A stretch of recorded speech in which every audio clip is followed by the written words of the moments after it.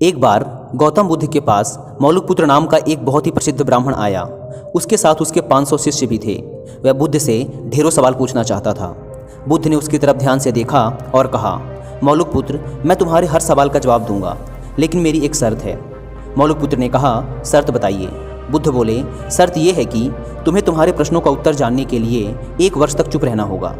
जब तुम्हारे अंदर का शोर बंद हो जाए तब तुम कुछ भी पूछना, मैं तुम्हारे सारे सवालों का जवाब दूंगा।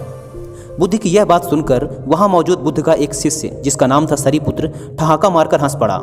यह देखकर मौलिकपुत्र को बड़ा आश्चर्य हुआ। उसने बुद्ध के उस शिष्य से हंसने का कारण पूछा तो सरीपुत्र ने कहा, मैं भी कुछ सालों पहले ऐसे ही तुम्हारी तरह मन में बहुत सारे प्रश्न लेकर आया था। मेरे साथ तो 5000 शिष्य थे और मैं तुमसे भी बड़ा ब्राह्मण था। मन में बड़ा अभिमान था कि बुद्ध तो मेरे प्रश्नों का उत्तर दे ही नहीं पाएंगे, लेकिन बुद्ध की शर्तों के अनुसार 1 साल तक चुप रहा और अंत में मेरे पास कोई सवाल ही नहीं बचा। इस पर बुद्ध ने मौलिकपुत्र से कहा, मैं अपने वचन का पक्का हूँ, साल भर बाद जवाब जरूर दूंगा।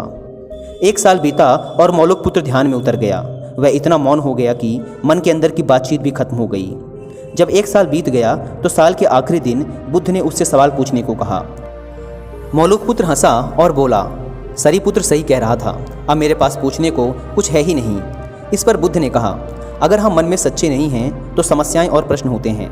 यह सब हमारे झूठ से पैदा होते हैं, जैसे कि हमारे सपने नींद से पैदा होते हैं। मन की अशांत अवस्था में प्रश्न होते हैं और मन की शांत अवस्था में उत्तर मिल जाते हैं।